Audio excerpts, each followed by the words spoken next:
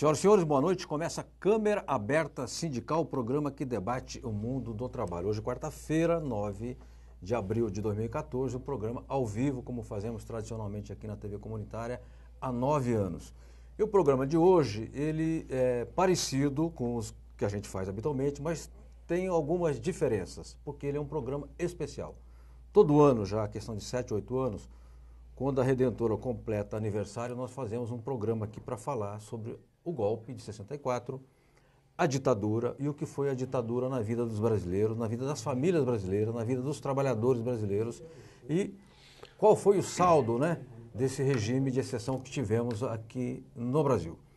Nós que não vivemos talvez diretamente, muitos de nós que não vivenciaram a ditadura diretamente, têm conhecimento pelos jornais, pelos livros, etc. Mas é os que sofreram na carne, é os que estiveram no centro dos acontecimentos e eles sim são testemunhas e têm depoimentos importantes a dar sobre o tema. Nós, ao longo desses anos, já recebemos aqui neste programa, referente a esta data, pessoas como Rafael Martinelli, líder do CGT, Terezinha Zerbini, que foi a mulher que liderou a luta pela anistia no Brasil, Audálio Dantas, que foi presidente do Sindicato de Jornalistas do Estado de São Paulo e que enfrentou a barra pesada na época do assassinato de Vladimir Herzog, tivemos Oswaldo Lourenço, tivemos aqui Almino Afonso e tantos outros que foram personagens daqueles anos difíceis na vida do país. E hoje nós temos aqui uma pessoa que eu considero que tem uma centralidade nessa história, que é o João Vicente Goulart. O João Vicente Goulart, ele é filho do presidente Jango e já há alguns anos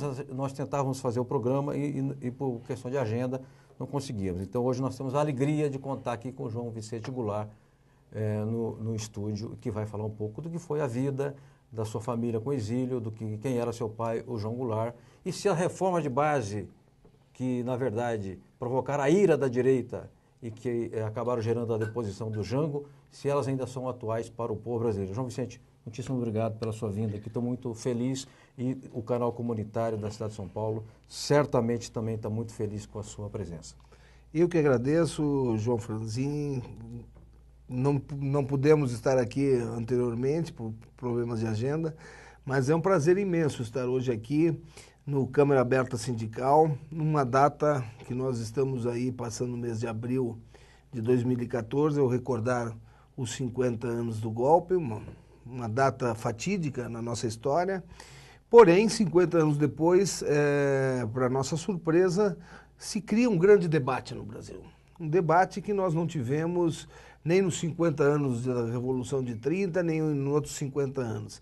Então, para mim, é uma satisfação imensa estar hoje aqui com vocês para a gente conversar, falar, debater sobre essa tragédia que se abateu sobre o Brasil e também sobre as reformas de base, que foi o objetivo daquele golpe, foi derrubar não o presidente João Goulart, e sim o projeto de nação que ele tinha através das reformas de base para o Brasil. Muito obrigado pelo convite e a todos vocês, meus agradecimentos também. Nós é que agradecemos, eu quero dizer aos telespectadores que os telefones funcionarão normalmente, quem quiser telefonar, fazer perguntas, concordar ou discordar da gente, como sempre, tranquilo, pode fazer. Há uma pequena saudação do presidente do canal comunitário, do Martins Sampaio, eu gostaria de saber, se já podemos chamar, porque a gente faz a saudação e na sequência toca o programa, porque vamos ter muito assunto pela frente. Vamos lá? Inicialmente, gostaria de cumprimentar o jornalista João Franzin e sua equipe pela excelência da entrevista que hoje trouxe ao canal. E também cumprimentar o convidado que honra com sua presença este canal comunitário que está cumprindo sua missão. Minha pergunta é muito simples. Como estão os andamentos da apuração da morte do presidente João Goulart? João Vicente, então já vamos responder aqui, vamos seguir a hierarquia, né? Perfeito. E vamos responder ao presidente. Como é que anda Olha, a investigação da morte do presidente João Goulart é uma luta de muitos anos de nossa família, ao ponto de nós termos encaminhado esse pedido de investigação em 2007, muito antes da instalação da Comissão da Verdade em nosso país, e ela ainda está no Ministério Público Federal do Rio Grande do Sul.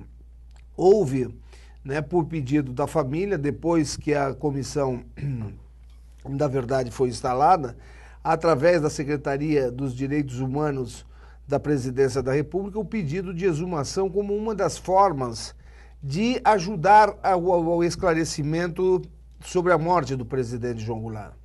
Mas nós sempre dizemos o seguinte, que a exumação e análise dos restos mortais das amostras é um dos meios que nós temos para chegar ao esclarecimento. Sabemos, entretanto, que pode ser inconclusivo, dado ao tempo de falecimento do ex-presidente e também dado ao tipo de substância que poderia ter sido usada ou não, né, nesse possível atentado da Operação Condor contra a vida do presidente. Há uma suspeita de que tenha sido morto por envenenamento, é isso? Por troca de remédios ou envenenamento. Correto. O problema é que não se sabe que tipo de substância teria sido usado. Se fossem substâncias organocloradas, evidentemente que haveria ainda possibilidade de restar alguma dessas coisas nos restos mortais no tecido ósseo.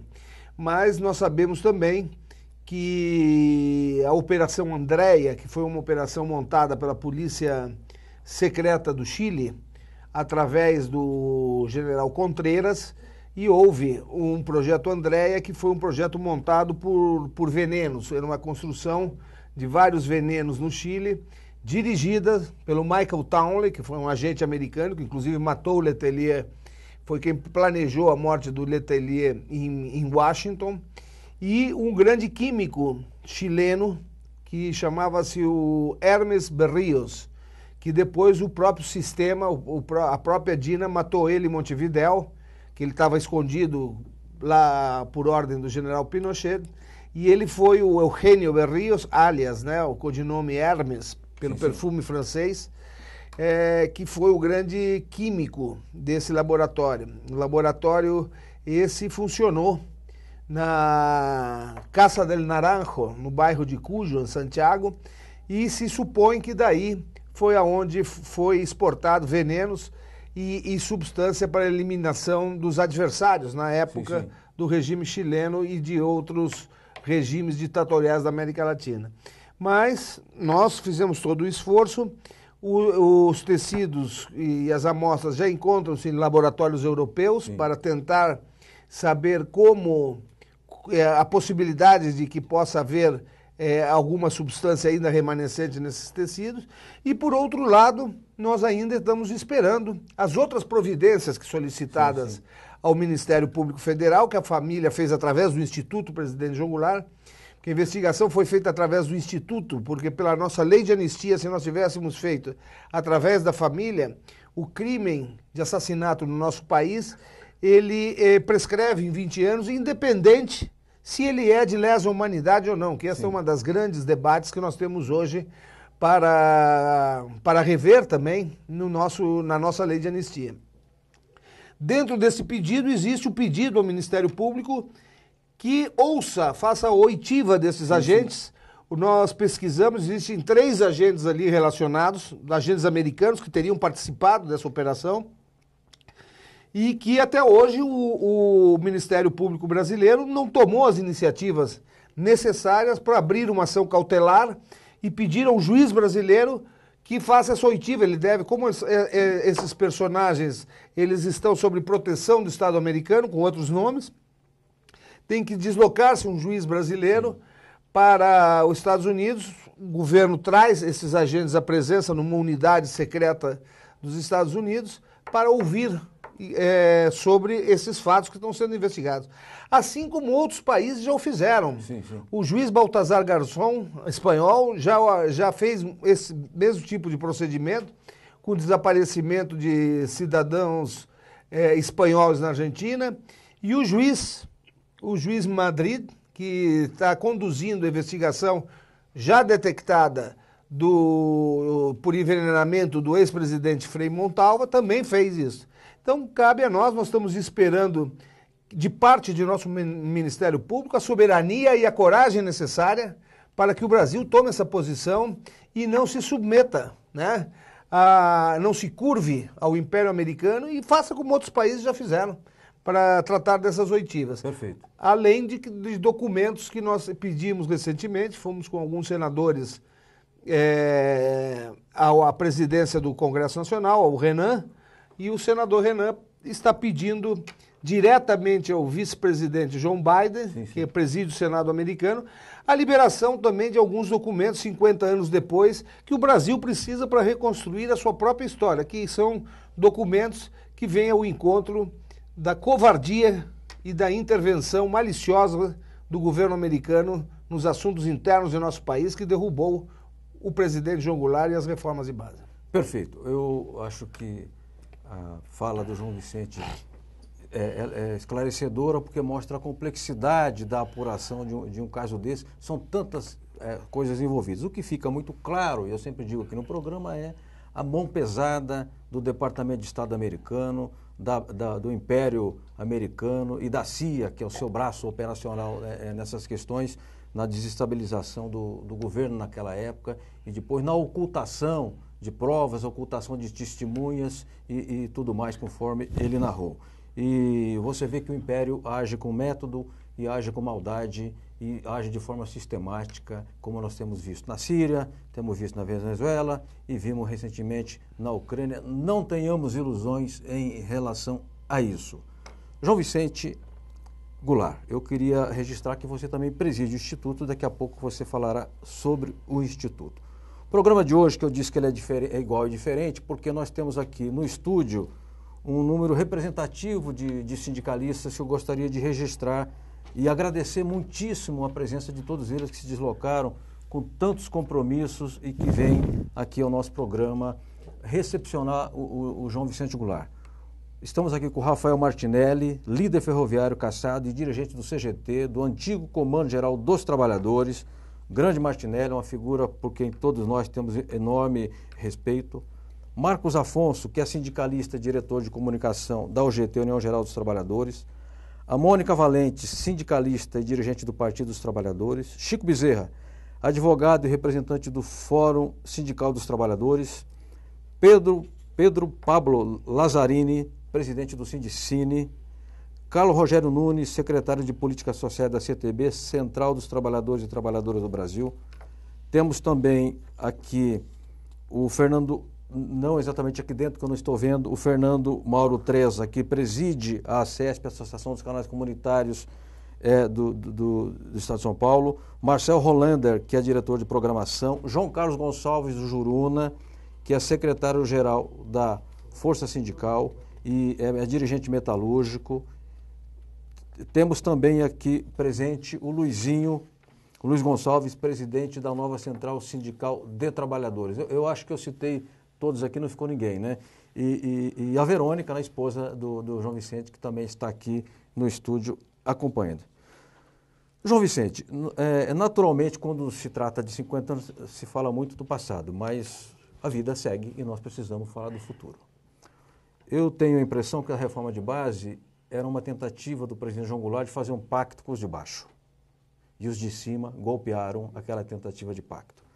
As reformas de base anunciadas, já conhecidas, mas anunciadas naquele comício da Central do Brasil em 13 de março de 64, elas continham alguns pontos, como reforma agrária, reforma bancária, reforma urbana, reforma universitária, reforma fiscal e a lei de remessa de lucros. Eu te pergunto, essas reformas de base, elas são atuais ainda hoje? E se são atuais, por quê? Olha, nós temos, como presidente do Instituto João Goulart, percorrido muito universidades, proferindo algumas palestras e alguns questionamentos vêm muito à tona. 1964 se dá, evidentemente, num contexto aonde o Brasil precisava avançar nas suas questões e o presidente João Goulart, para fazer as reformas de base que, de certa forma, fariam do Brasil, da política brasileira, uma independência econômica, ele precisava, para fazer essas reformas, de certas medidas do Congresso Nacional que, naquele momento, não queriam fazê-las. Certo. Nós tínhamos o Congresso sempre o setor mais conservador mais da política conservador. brasileira, né? Nós tínhamos ali já a antiga aliança do PSD-PTB, que já estava naquele momento quase rompida. Sim. Né? Ao ponto de o próprio presidente Juscelino Kubitschek, no final, já saber do golpe e apoiou, inclusive, o movimento, pensando que o Castelo Branco iria lhe abrir as portas para a eleição de 65, o que não veio acontecer. Sim. Então, esse foi uma das tragédias políticas do Brasil. Mas as reformas de base do presidente João Goulart, e Darcy, lá no exílio, sempre falava e falou, Jango caiu pelos seus acertos, por colocar-se ao lado dos trabalhadores e das classes menos favorecidas no Brasil. As elites brasileiras, naquele então, e até hoje, as mesmas elites, são aquelas que impedem o desenvolvimento do nosso país. E são aquelas que impediram as reformas. Reformas estas que diminuiriam os privilégios dessas elites, sejam eles políticos, econômicos ou sociais, bancários, financeiros, jurídicos. Então, eram reformas que se necessitava do apoio do Congresso Nacional para transformá-las. Uma vez que o Congresso não avançava nos preceitos que precisavam para essas reformas, Jango foi ao encontro do povo com o povo na praça que é do povo. Sim, sim. Para o encontro, para forçar, de certa maneira, o processo da implantação das reformas. Para fazer avançar. Para fazer avançar. Agora, veja só, o mais importante de tudo isso é que 50 anos depois, e eu acho que tu colocasses bem, isto é o passado, mas é futuro também. Porque o que nós estamos vendo no Brasil é um profundo debate sobre a necessidade, até hoje, da reforma do Estado brasileiro. E quais são as reformas do Estado brasileiro que nós precisamos? Para avançar economicamente, para dar oportunidades mais equitativas aos menos favorecidos e para desvincular um pouco os privilégios das elites. Sim. As elites, hoje nós temos um sistema bancário pior do que o de 64. Hoje, por exemplo, nós temos dados, estão a disponibilidade desses dados, de 2007 a 2011, os três maiores bancos privados do país tiveram um lucro líquido de 59 bilhões de reais. Lucro líquido. Isto sem a obrigação de emprestar, não estou falando do fundo perdido, isto sem a obrigação de emprestar R$1 para educação de base, para agricultura familiar ou para habitação popular. E isso fica nas costas do Tesouro Nacional, até hoje. Recentemente, então, por que falar em reforma bancária? É para distribuir o crédito, para que o crédito possa alcançar outros brasileiros que precisam, né, de evoluir também. E as tarifas bancárias são verdadeiros achaques. Verdadeiros achaques. Se você olhar, por exemplo, e isso independente do governo do PT, ou independente do governo de direita ou de esquerda, são modificações nas estruturas básicas de nosso país que devem ser feitas. Veja só, o BNDES, que é um banco público, um banco que deveria financiar o desenvolvimento nacional... Criado por Getúlio. Criado por Getúlio, pelos trabalhistas. O BNDES, o ano passado... 65% do crédito outorgado foram para 10 empresas. Quer dizer, que nós temos 35% de todo o crédito do Brasil que também foi distribuído para todas as outras milhares de empresas nacionais. Ou seja, isso demonstra a necessidade da reforma bancária. Claro. De Jango. A reforma agrária hoje está parada. Hoje está completamente confundida, né? A reforma agrária que Jango queria era uma reforma completamente diferente do que nós estamos vendo aí. Sim. Não é? Não se pode... Reforma agrária, Jango queria fazer a reforma agrária aonde o investimento público tinha valorizado essas áreas. Ou seja, onde eram esses investimentos públicos? Nas rodovias federais, nas ferrovias federais, nos açudes, nas barragens. E tudo isso por quê? Porque ali uma reforma agrária, sem dúvida alguma... seria de uma magnitude que teria mercado consumidor para a venda dos produtos, Sim. teria escoamento facilitado por estar nas ferrovias ou nas rodovias, assistência técnica, extensão rural, irrigação, coisa que hoje nós estamos colocando contingentes humanos enormes em áreas amazônicas, áreas que não tem escoamento, não tem produção, não tem... E estamos transformando este contingente humano em agricultores de subsistência, plantando mandioca para sobreviver. Sim. Então não adianta você dar 40 hectares na Amazonas para ir fazer uma implantação de uma reforma agrária, quando era melhor você dar aqui na Dutra, Sim. meio hectare irrigado para cada família, porque teria como escoar a sua produção, teria assistência técnica, tecnologia, enfim. Então veja só a dificuldade hoje que nós temos no Brasil de fazer a reforma agrária. O que nós estamos fazendo é distribuição fundiária. Sim. Isso não serve mais. A reforma agrária tem que acompanhar toda esta parte tecnológica. Então, o que nós estamos fazendo hoje? Nós estamos vendo um Brasil que há 50 anos atrás, quando o Jango propunha a reforma agrária, a nossa população no Brasil, 75% de nossa população morava no campo. Sim. E 25% apenas na cidade. Hoje isso se inverteu. Então, se multiplicou a dificuldade de uma reforma agrária consciente. Por quê? Porque as grandes faixas populacionais de nossas cidades, hoje marginalizadas, com violência e com tudo, é muito mais difícil você retransportar esse grupo populacional antes de dar a ele um lote de terra para produzir. Então, e as elites continuam dizendo que o governo é comunista, que caiu por comunista, quando o Jango queria, há 50 anos atrás, dar um lote de terra a 1 milhão de novos habitantes com um título de propriedade. Isso não está em manual marxista em nenhuma parte do mundo. Isso é a reforma agrária que fez os Estados Unidos, que fez o México. E que formaria o mercado interno. Que o Abraham Lincoln fez essa reforma agrária, ainda na Guerra de Secessão Americana. Para te teres uma ideia, os Estados Unidos, no começo do século, financiou... no começo do século, os Estados Unidos tinha 2 milhões de tratores. Hoje, na nossa agricultura de monocultura, o Brasil não tem 800 mil. Então, o que queria Jango com a sua reforma agrária? Desenvolver o mercado interno. Correto. Ou seja, fazer com que a indústria nacional pudesse suportar e criar 1 milhão de novas geladeiras, 1 milhão de novos implementos agrícolas, 1 milhão de tratores. Ou seja, manter a produção de alimentos perto das cidades e fazer, mantendo a população dentro da área rural. Então hoje as coisas ficam mais difíceis. Voltando, por exemplo, que muita gente dizia o seguinte: a lei de remessa de lucros. Não, isso nunca mais pode ser possível. Porque hoje nós temos a globalização, porque hoje a economia se comporta de modo diferente.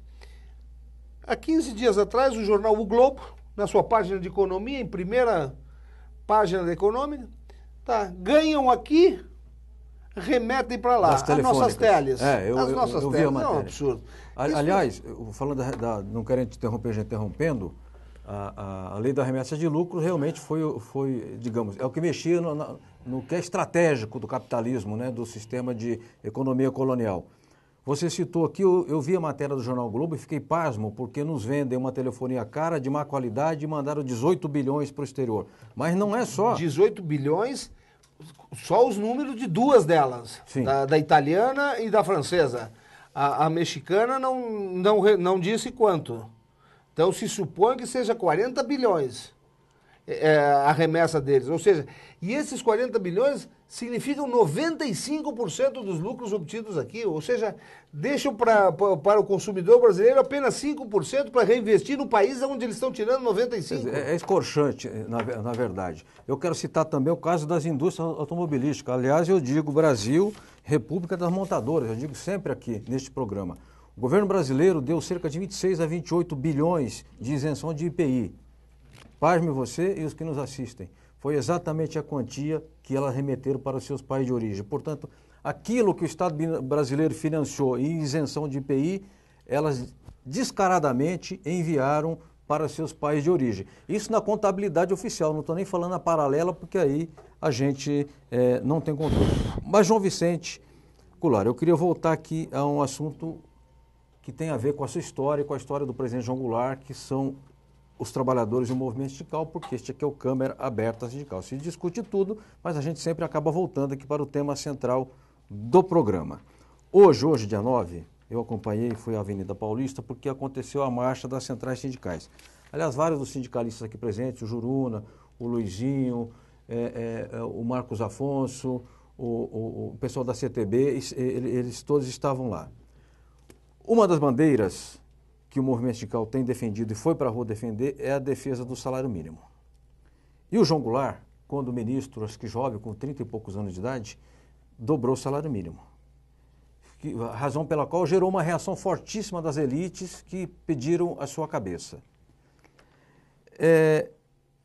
Por que, na sua opinião, naquele momento, o Jango dobrou o salário mínimo e qual ainda hoje é a importância do salário mínimo para o povo brasileiro? Bom, eu acho que, só para nos lembrar um pouco, quando Getúlio traz Jango ele era deputado federal e era secretário do Interior e Justiça no governo Dornelles, no Rio Grande do Sul, e o traz para o Ministério. Uma das bandeiras que o presidente Getúlio Vargas queria, e inclusive isto era fortalecer o sindicalismo no Brasil. Inclusive, a amizade do presidente Jango com o Perón data dessa época, porque Getúlio faz ministro e pede para ele ir a conhecer o programa da CGT Argentina. Sim, sim. E lá ele fica. Inclusive, é uma coisa até graciosa, nós, posteriormente, no exílio, na Espanha, o presidente Jango chamava Perón de presidente, e sim, o Perón chamava ele de Janguito, pela diferença, sim, de idade, e porque era o Jango do Getúlio. Sim, sim. Então, evidentemente que Jango transformou o Ministério do Trabalho, porque era um ministério ligado às empresas brasileiras que dominavam naquela época, inclusive, era Ministério do Trabalho, Indústria e Comércio. Então, era um ministério voltado essencialmente para os interesses empresariais. E Jango transforma o ministério. Sim. Abre as portas para os sindicatos, fomenta a vida sindical. E ele conversa profundamente com o presidente Getúlio, sabendo que não tinha havido reposição salarial há muitos anos, inclusive no exílio do presidente Getúlio. Na época, quando ele volta em 50, havia uma grande defasagem salarial. E Jango se encarrega de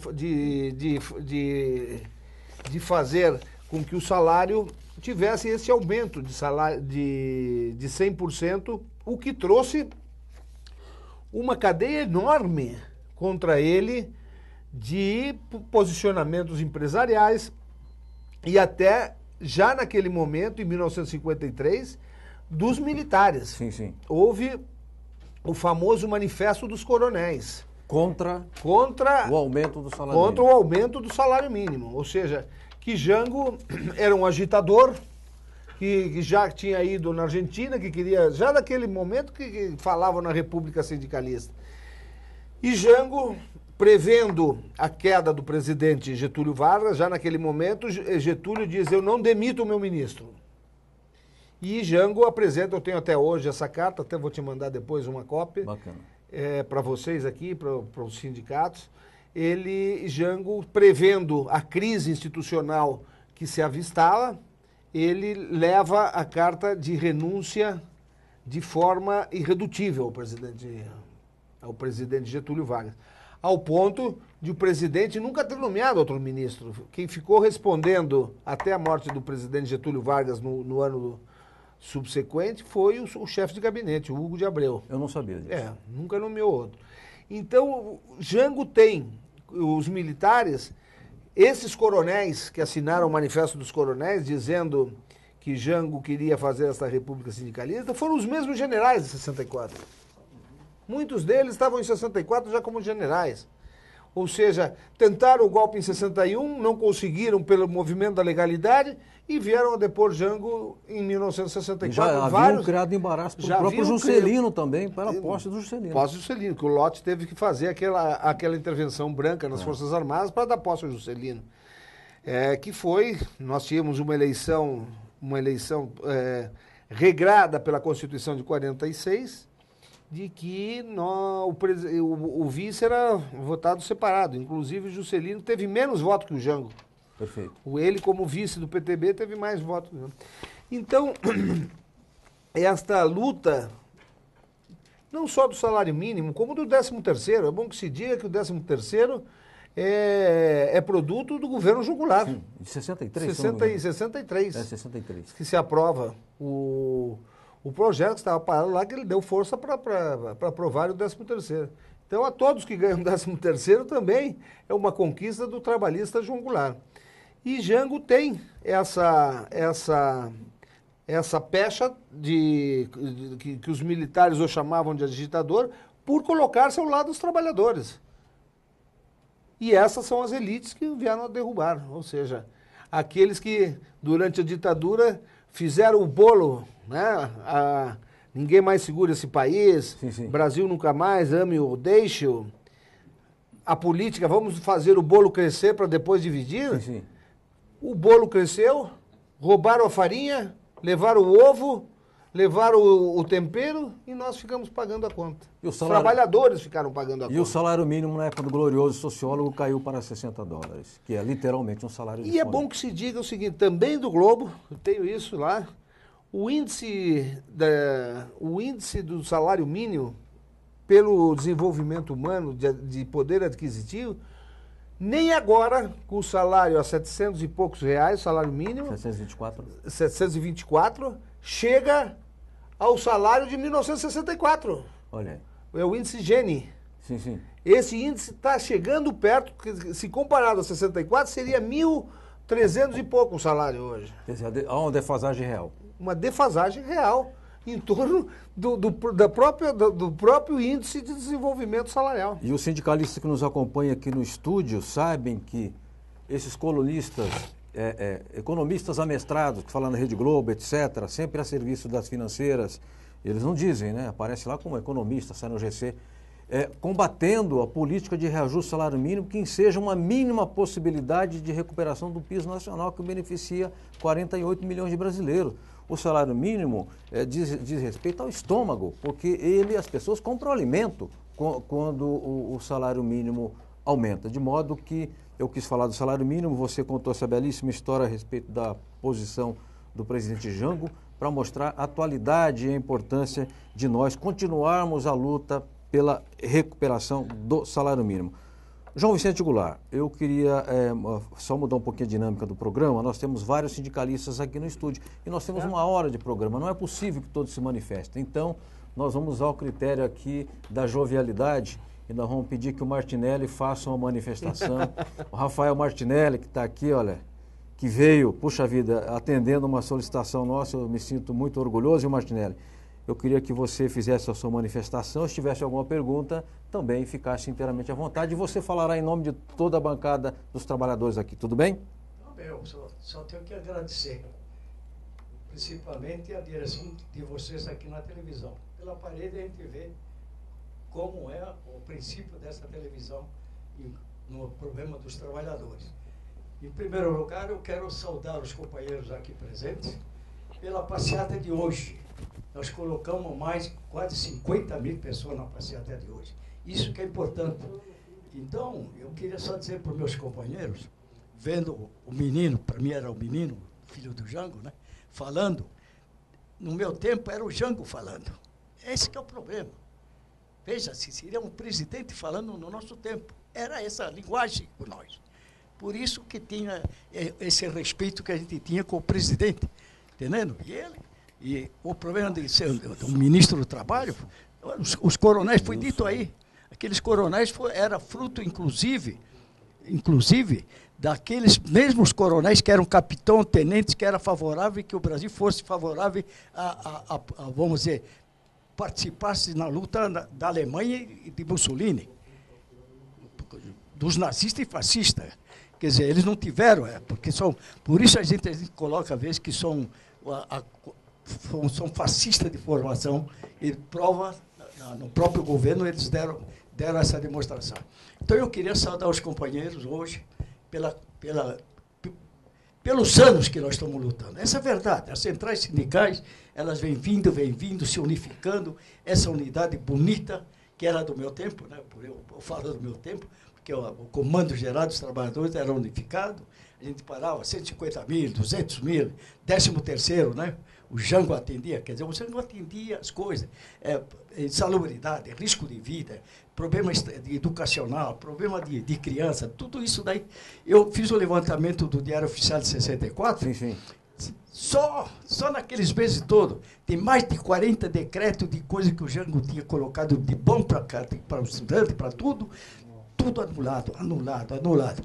O problema da reforma agrária, que o Jango falou aí, poxa vida, nós é que pedimos para o Jango, porque não adianta a gente fazer greve pela reforma agrária naquele tempo, porque era minoria no parlamento, como hoje a menina que está no governo é minoria também no parlamento. Nunca vai conseguir reforma agrária, entende? Mas a gente apertava o Jango, entende? Então nós resolvemos conversar com o Jango, que tinha essa saída que o próprio filho dele está falando, ao lado da rodovia, ferrovia, dos açudes, etc. E tal. Outra, o Arraes ficou queimado naquele tempo, né, o governador Arraes, só porque exigiu, vamos dizer, os usineiros pagar o salário mínimo. O salário mínimo, os caras não comiam um queijo por ano. Então o pessoal começou a comer um queijo por ano, você tem uma caça por mês, está entendendo? Coisa que a gente dizia naquele tempo, né? Então eu quero saudar vocês, tom de parabéns. Nós estamos, todos os anos, né? Nós estamos saudando, junto com os trabalhadores, né? A televisão aqui. Eu acho que esse é o caminho mesmo que os trabalhadores querem, essa cobertura, que são poucos que dão cobertura, essa é a verdade. Certo? Eu agradeço, os companheiros me desculpem, né? Eu não vou falar o nome, né? Porque eu fui educado revolucionariamente em não guardar nome. Porque na pau, na arara, arrebentar, eu nunca lembrei de nome.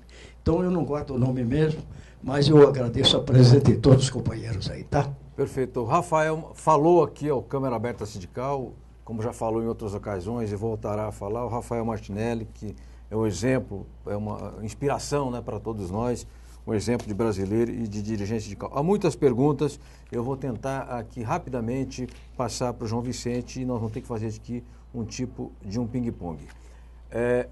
O Rafael Martinelli falou aqui dos coronéis, mas João Vicente, o golpe não foi só dos militares. A elite civil, uma parte, inclusive a Fiesp, né? Já se sabe documentos, a elite civil conspirou contra o presidente, deu dinheiro e depois deu dinheiro para a Operação Urbana, a repressão, e atrelada aos interesses internacionais. Porque senão a gente faz aqui, não podemos correr o risco de ficar aqui praticando o esporte de espancar militares, porque havia setores nacionalistas. Tem uma pergunta até sobre o general Assis Brasil, como havia o Estilac Leal e tantos outros que eram legalistas. Também houve, né, uma ação forte dos civis, do seu braço midiático para a desestabilização do presidente, não é? Eu acho o seguinte, foi uma conjunção de forças. Sim. Conjunção de forças. Evidentemente que os militares assumiram um papel, né, que não lhe era cabido. Né? Quando nós falamos em subversão, né, subversão armada, quem são os subversivos? Quem são realmente os subversivos? São aqueles que lutaram contra uma situação militar imposta, civil-militar, que rompeu a Constituição, ou quem subverteu a Constituição? Evidentemente que os subversivos foram aqueles que subverteram a Constituição. E não foram todos os militares. Houve mais cassação dentro dos militares, foram 7.500 militares cassados para poder instalar o golpe e estabilizar o golpe no país. Porque 7.500 militares até hoje lutam pela recuperação dos seus cargos, da sua postura, na comissão de anistia, Eu faço parte do CASC, que é a Comissão de Acompanhamento da Sociedade Civil do Ministério da Justiça, e lá, quando é otorgada anistia a um desses militares legalistas, a sua categoria não reconhece e alegam a lei número tal que não faz esta equiparação, e até hoje os militares legalistas lutam por restabelecer a sua condição de anistiados. Então, houveram muitos militares legalistas e que esse país deve muito a eles, porque foram eles que foram caçados para que o golpe fosse instalado por aqueles que se diziam vitoriosos. Agora, evidente que a sociedade civil, os empresários, a Fiesp aqui de São Paulo, não só deu dinheiro, como comprou parlamentares, como comprou generais. Nós, recentemente, do Instituto Presidente João Goulart, nós fomos chamados pelo coronel Elimar, hoje coronel, porque na época ele era um major, e tomamos um depoimento. Como é o nome dele? O coronel Elimar. Elimar. Perfeito. Esse coronel conta como o Cruel, o Amaury Cruel, que foi comprado dentro de um laboratório, o laboratório dele, com malas de dólares, quem trouxe foi o Rafael Nochese, presidente da Fiesp, em 1964. Então, evidentemente que haviam os civis, os empresários, golpistas, que estavam apostando no golpe para tomar conta do Brasil, como tomaram. Perfeito. E uma das primeiras exigências dos golpistas foi acabar com a estabilidade no emprego. Depois impuseram o fundo de garantia por tempo de serviço. Tinha um termo de opção de Araque, que não tinha opção nenhuma, ou assinava ou não arrumava emprego. Acabaram com a gestão tripartite da Previdência, uma das razões pelas quais gerou, até hoje, uma crise na Previdência, porque a gestão perdeu a transparência que existia e tantas exigências que o capital fez para poder implementar. E as cassações nos sindicatos. As cassações nos sindicatos. A perseguição brutal, né? Nos sindicatos. Prisões, banimento e tudo que se sabe. Mortes, desaparecimentos, assassinatos, torturas. Né? Isto é um tributo que nós devemos a esses sindicalistas que deram a vida pela pátria brasileira, que tombaram aí no caminho da liberdade e da redemocratização de nosso país. Perfeito. João Vicente Goulart, nós temos pergunta do Denis, eu vou só ler as perguntas, da aclimação. Qual o seu envolvimento hoje com os movimentos sociais, Nair da Vila Ré, como foi a vida da família Goulart no exílio, se Jango tentou voltar clandestinamente ao país, Júlio da Moca, o senhor concorda com a atuação do MST, Tereza do ABC, é sempre importante conhecermos a história do país, sempre é oportuno lembrar que o ministro do Trabalho, Jango, quando da criação do 13º, era um Franco Montoro, um conservador e de bem. Aqui a outra, Kiko, da Ana Rosa. Manifestações como a de hoje do sindicato na Rua de São Paulo ainda tem força para pressionar pelas reformas. Isabela, quem hoje melhor representaria o projeto de Jango? Letícia da Vila Gustavo. O maior erro de Jango foi tentar de uma vez só todas as reformas juntas e não fazê-las em fases, né, gradativamente. Maria, aqui do Pari, a Bolívia e a Venezuela podem ser úteis para o Brasil e suas reformas. Clóvis do Cambuci, Jango era do PTB, partido histórico. O que o senhor acha do aliciamento do PTB de hoje? Jorge, ok. O que muda para a vida da família se descobrir que o Jango foi assassinado? Gilberto de Guarulhos, qual a posição dos comunistas e do Luiz Carlos Prestes em relação ao governo Goulart, principalmente em seus últimos momentos? Nildo Nogueira, eu vou ler do Nildo Nogueira porque ele participa de todos os nossos programas já aqui há 9 anos. As ideias do Goulart eram reformas de uma proposta de pacto social com os trabalhadores e vários setores do capital nacional. Era o sonho do Goulart. Muitos achavam que ele não tinha liderança, era fraco nas atitudes, mas a verdade era outra. Ele tinha projetos e foi perseguido. Ele era inteligente e diferenciado, então os militares acharam melhor acabar com ele. Temos que ter muito respeito e admiração pelo João Goulart. Pergunto ao João Vicente, estou certo no meu pensamento, será isso mesmo? Mas tem Guiomar de Pinheiros, Tiago da Liberdade, Francisco da Lapa, Marcos da Vila Madalena, Cátia da Luz, Jorge de Barra Mirandópolis. Pergunta o Jorge, a reforma de base do Jango não chegaram a ser implementadas e até hoje o Brasil sofre com isso. Você já acha que agora o país está preparado para essas reformas? Jaime do Bonfilioli, qual foi o efetivo papel do general Assis Brasil, que apregoava que o governo Jango possuía um dispositivo inexpugnável? E perguntas e perguntas e perguntas. Sobre a questão do Assis Brasil, vou recomendar ao Jaime do Bonfilioli que leia este livro aqui, ó, do Almino Afonso, que já esteve, aliás, uma das pessoas que vieram aqui nesses programas de 64 foi o Almino Afonso. 1964, na visão do ministro do Trabalho, João Goulart, Almino Afonso, pela Fundap e pela imprensa oficial. Ele lançou no dia 31 de março, à noite, na Livraria Cultura. Lá nós estivemos, a TV comunitária, eu e o Ribério, nosso câmera. Eu nem pude falar com o Almino, tamanho assédio que havia umas 400 pessoas lá no lançamento do livro. Você vê o prestígio que ele tem e a atualidade do tema que ele aborda. Mas o Almino Afonso virá aqui ao programa e eu estou lendo o livro. E ontem eu falava para a minha mulher, eu li um manifesto do PTB aqui, acho que de 44 a 45, que eu não mudaria uma vírgula, tamanha atualidade e o acerto político da análise que o partido fazia até então.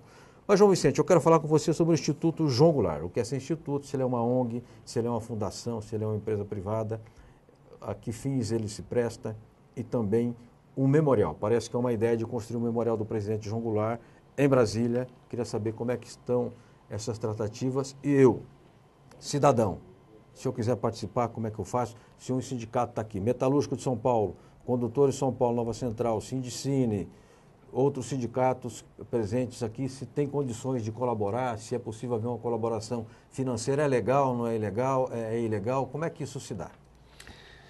Antes de nada, eu queria agradecer a todos o pessoal. Lamentavelmente, nós temos aí 10 minutos, não seria possível responder todas essas perguntas, mas eu gostaria, João, se me permitir, de falar a todas essas pessoas que encaminharam essas perguntas, que o site do Instituto é www.institutojoaongoular.org.br. Ali tem um e-mail de contato e tem também uma coluna para o cadastramento dessas pessoas, se quiserem receber semanalmente a nossa newsletter, que nós mandamos semanalmente, com todos os programas e com todos os projetos que o Instituto vem desenvolvendo, assim como notícias que a gente acha... Conteúdo, eu vejo vídeos que vocês postam com regularidade lá. Da política nacional, sempre abordando esse lado nacionalista das reformas de base. Gostaria só de fazer uma ressalva sobre a história de nosso país. Nós, durante muito tempo, e para mim é uma grata surpresa nesse mês de março e abril, que nós estamos tendo, sobre o grande interesse do debate dos 50 anos das reformas políticas do presidente João Goulart e sobre o golpe de Estado no Brasil. Nós temos viajado muito e feito muitas palestras na academia, em várias universidades, Santa Catarina, Paraná, São Paulo, inclusive, Rio de Janeiro, Goiás. E o interesse é enorme. O interesse é enorme porque está havendo uma grande necessidade de debater, não o passado, mas sim debater o presente, exatamente sobre a reforma do Estado brasileiro e o compromisso que tem os políticos com esse tipo de reforma. O Instituto Presidente João Goulart, inclusive, está encaminhando, João, até agora, vamos encaminhar aos 5 candidatos à presidência da República. Caso venham a ser eleitos, qual o compromisso que eles têm com a reforma do Estado brasileiro em cima daquelas propostas de Jango? Sobre a reforma agrária, sobre a reforma tributária. Eu acho que a reforma tributária proposta por Jango no discurso também é uma questão altamente significativa hoje em nosso país. E atual. E atual, porque é um país que tributariamente só tributa salário. É um país que não se tributa patrimônio. Nós temos que pensar na tributação patrimonial das empresas. É uma coisa que o Brasil não pode fugir para desenvolver socialmente. E algumas outras reformas que nós não tocamos e que Jango propunha naquele então, que é a reforma política. Não é mais possível este Congresso Nacional ser representado da forma como pretende representar o povo brasileiro. O acesso ao nosso Congresso hoje é uma manipulação comercial. Virou um clube dos ricos. Virou um clube dos ricos. Aqui em São Paulo não se elege um deputado federal com menos de 6 milhões de reais. Quem financia isto é quem vai cobrar do seu empregado, porque ele vai tornar-se um empregado dos seus financiadores e não um representante do povo brasileiro ou do povo paulista. Então eu acho o seguinte, que nós devemos, eu tenho dito isso aos estudantes, que cobrem, principalmente dos candidatos à presidência da República, uma proposta de reforma política. Nós precisamos mudar esse modelo de acesso ao parlamento.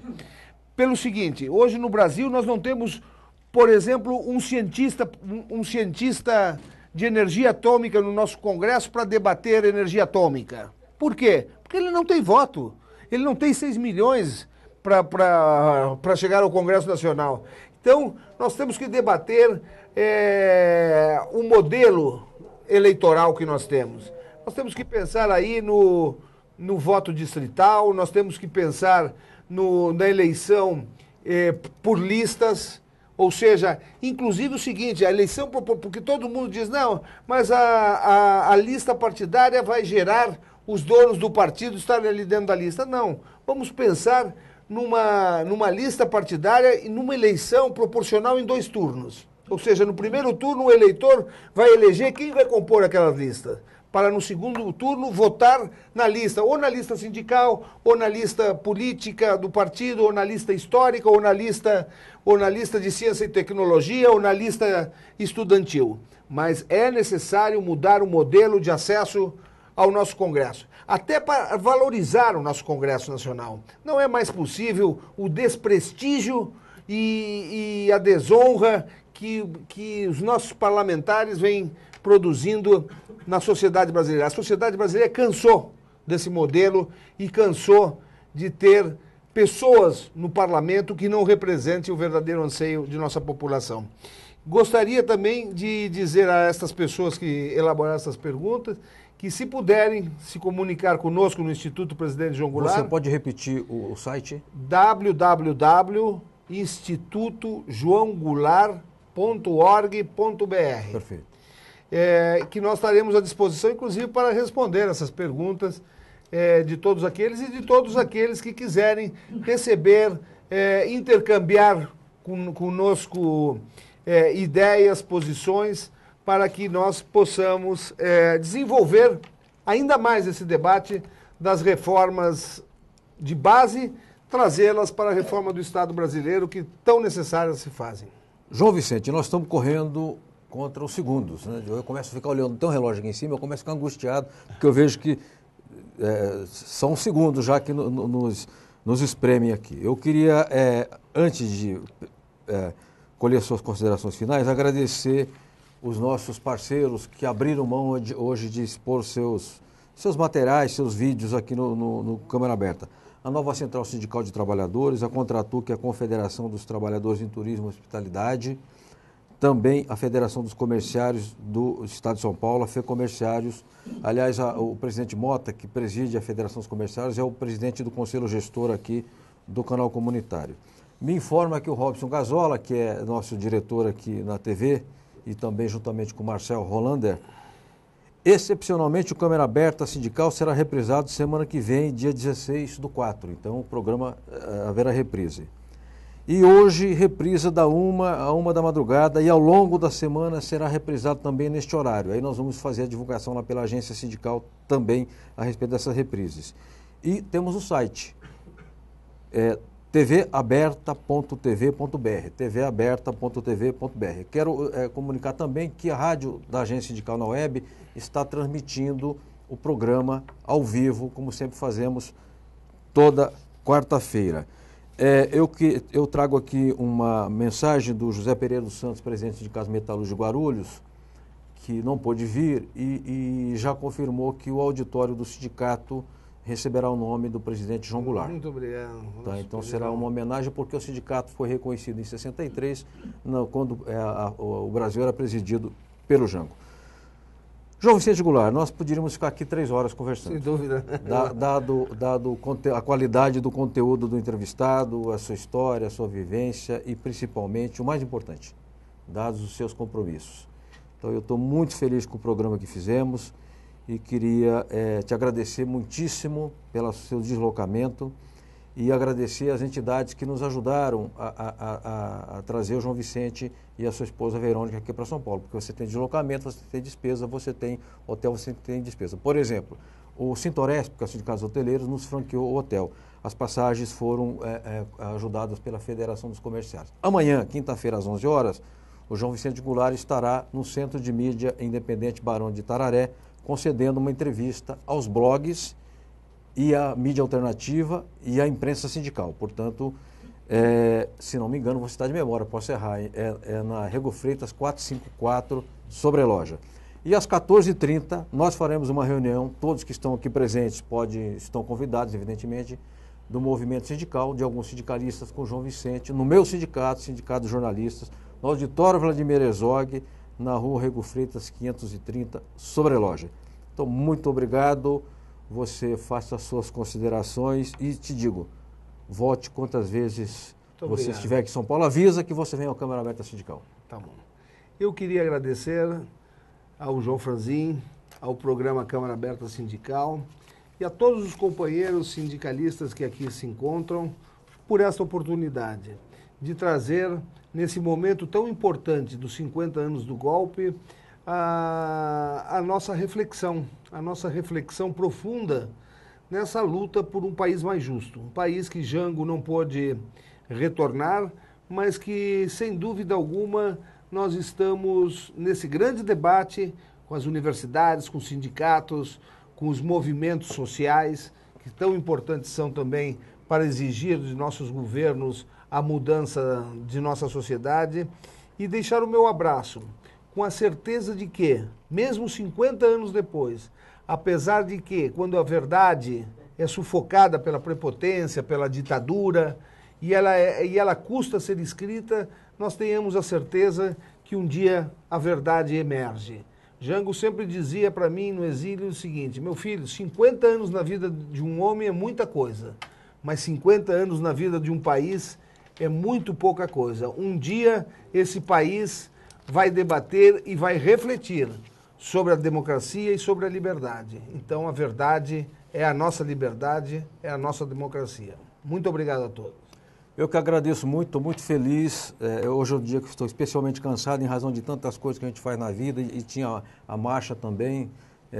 Eu estou muito feliz e agraciado, né, pela realização do programa. E o programa ao vivo é bacana porque assim, as passagens foram concedidas pelo canal comunitário. Eu tinha dado a informação errada aqui, hein? Então está corrigida a informação. Eu quero dizer que nós vamos continuar aqui no Câmara Aberta durante todo o mês de abril, trazendo depoimentos de pessoas que viveram os anos difíceis da ditadura e que sofreram na pele ou atuaram na resistência. Nós já temos alguns depoimentos gravados. Um deles é com o Paulo Marcum, jornalista, que foi preso político, e outro é com o Paulo Sérgio Pinheiro, que integra a Comissão Nacional da Verdade. Exibiremos aqui no correr da programação. João Vicente, muitíssimo obrigado, um forte abraço a você, a Verônica, aos seus. Muito obrigado novamente. Você falou da verdade, e tem um filósofo alemão chamado Hegel. Ele diz assim: a verdade é concreta. É a verdade que vence.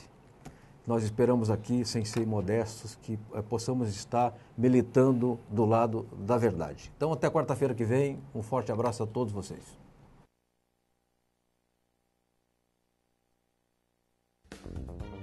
Este programa tem o apoio da TV Interação, Associação Vida e Trabalho e da Ordem dos Advogados do Brasil, Seção São Paulo.